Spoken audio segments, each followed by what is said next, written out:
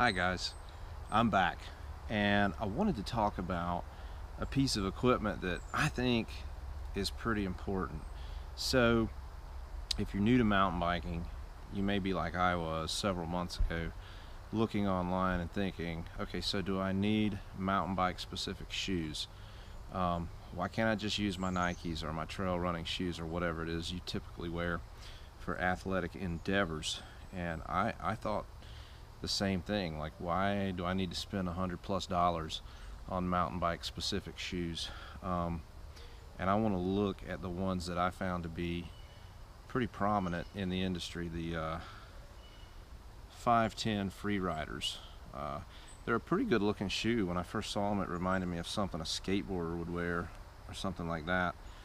And by the way, these are for flat pedals. They don't have the clip-in mechanism built in like a lot of the shoes you'll see when you're looking at mountain biking shoes for the first time.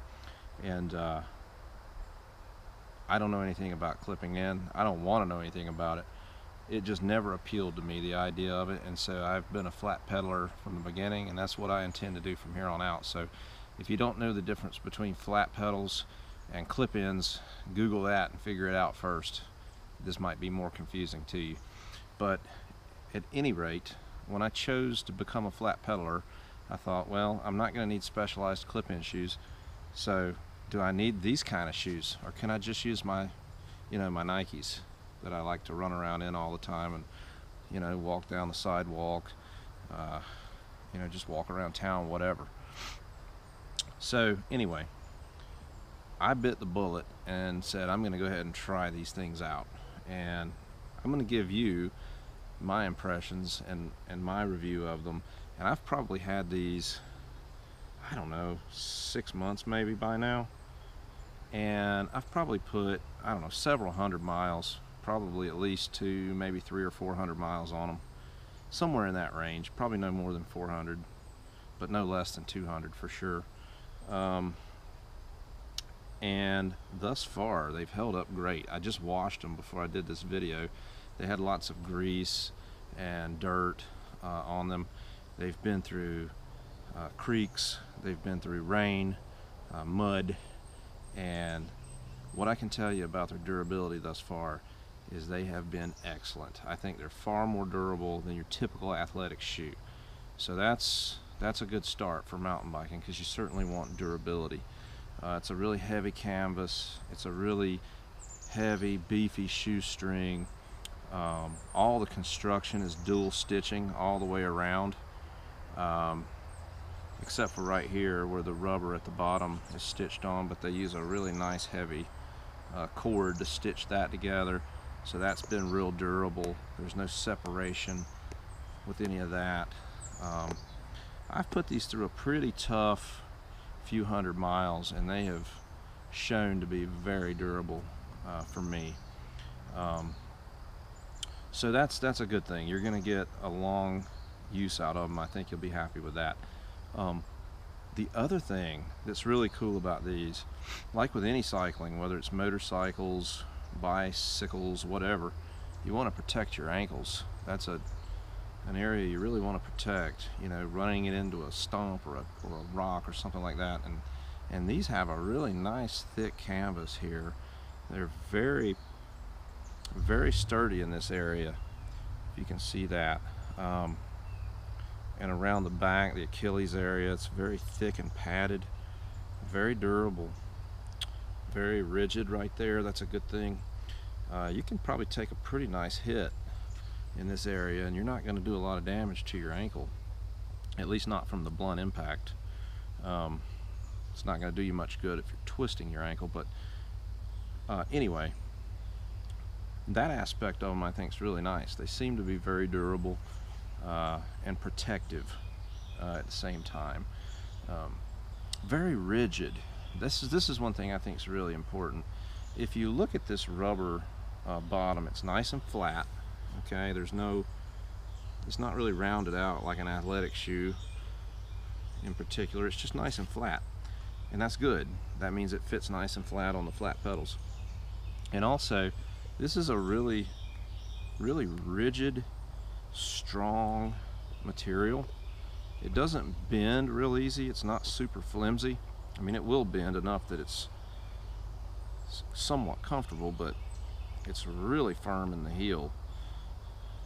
Whereas if you look at my Nike running shoes, they're super pliable, super flexible. They make for comfortable, walking and jogging, but I think this is an advantage on the mountain bike. Definitely having that rigid, stiff bottom. It really, if you think about a platform pedal shoe, it gives you that platform. It gives you a strong platform to press down on the pedal, and it doesn't give and put as much back into your foot as a regular tennis shoe would. So for pedaling, I think these are far more comfortable than a regular tennis shoe, because the first several months, that's all I used was regular tennis shoes. So I definitely could tell a difference. The downside to that is, while these can be used for hiking for the purposes of hike-a-bike, I don't think they're good hiking shoes.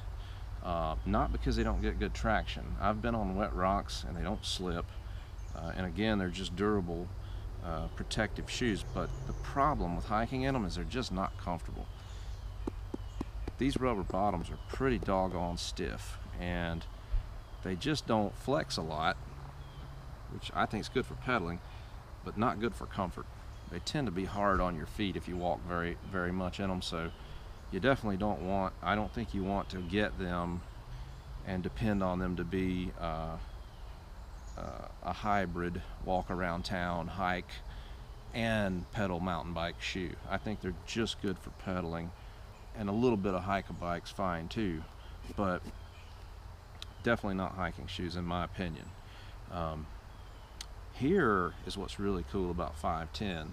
They have this stealth rubber, and as you can see, this one has little circles all on the bottom. They have a newer version that's actually completely slick near the ball of the foot area here, that's super grippy, even more so than these. It's also a more expensive shoe than this, but at any rate, this is the basic design. And here's what's really cool about these. These are a really thick, the word I would use is a really thick and gummy rubber. Super duper tacky.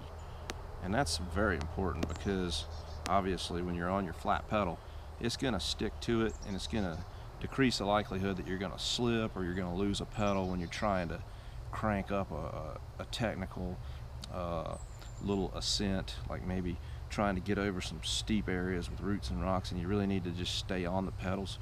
And these do a good job of helping that. They're not foolproof, but because I have slipped, but they do a lot better job than a regular tennis shoe, no question about it. And in fact, I think this is really a neat demonstration. If you look at the bottom of my regular tennis shoe, look how easy it is for me just to slide my finger, light pressure, just slide my finger right down it.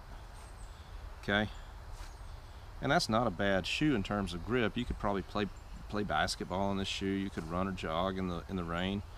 And it's going to be a grippy shoe. But watch this with the stealth rubber, and my finger got a little bit wet there, but look at that. Using the same light pressure, much more resistance.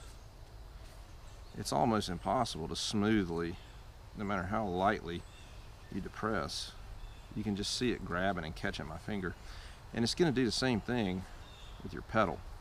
Not to mention, if you have good flat pedals, they're probably going to have studs or cleats on them, which are really going to dig up into that gummy rubber and hold on. So anyway, it's a significant piece of technology, I think, that's really worth having. And I know when you buy a mountain bike, you got to buy the bike. Then the next probably most important thing is a helmet, and probably some sort of hydration solution, whether it's a pack or a bottle setup.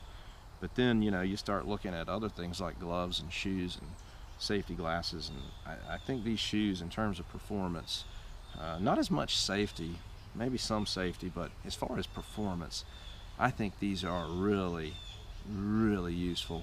And if you look online, sometimes you can find them for under $100, but they tend to be in the more odd colors, and oftentimes weird sizes, like size 8. Of course, I wear a 12, and if you want a 12 in a standard popular color, you tend to not find them for less than $100. But at any rate, if you can get a deal on some, I'd jump on them.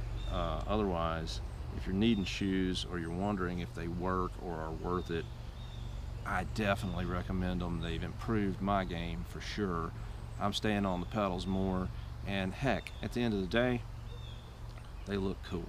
So you at least look like you know what you're doing a little bit more. And sometimes when you look the part, you play the part a little better. So anyway, they have my highest recommendation, FiveTen Freeriders. And you know, if any of you other guys are using shoes that you think are great, or you have opinions about these, leave them in the comments. I'd love to hear what you think about these or other kinds of shoes that you've tried. Any comparing or contrasting. I'm still learning, so let me know what you think. But these get my recommendation. Go out and get some. All right. Thanks for watching. Click like, subscribe, and I'll see you on the next episode.